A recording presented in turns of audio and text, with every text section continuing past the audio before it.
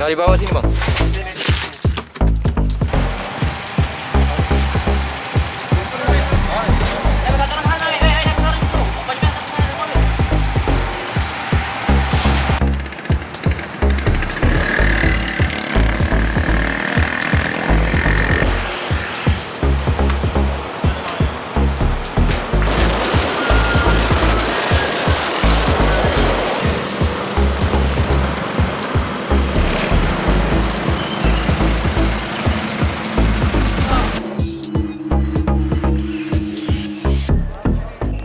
Tim Penikam Polrestabes Makassar bersama dengan jajaran Patmor Polrestabes Makassar membubarkan balap liar di Jalan Bawah Karang Veteran, di mana pada saat melintas kami sempat membubarkan.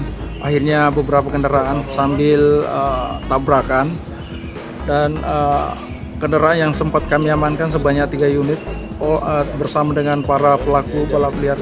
Ada saja yang diamankan.